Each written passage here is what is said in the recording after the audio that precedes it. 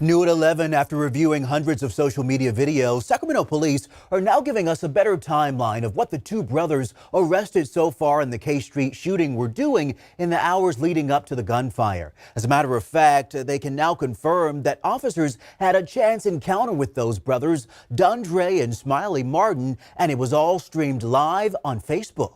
Have you guys seen a 10 and an 8-year-old walking around? No! The 10-year-old is white, the 8-year-old is half. Not at all! No! No! You welcome! Have a good night! As you heard, officers were searching for missing children, just as the Martin brothers were streaming live with one of the victims in that K Street shooting, Joshua Hoy Lucchesi. This appears to be Joshua and Smiley Martin dancing and waving guns on Facebook.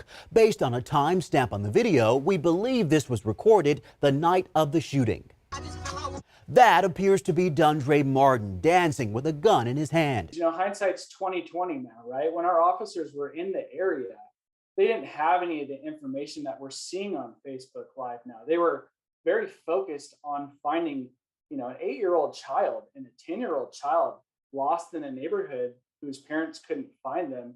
That's one of the highest priority calls that we get. Officers do tell ABC 10 someone called 911 to report, quote, 10 black men outside an apartment complex appearing ready to fight around 8:15 that night.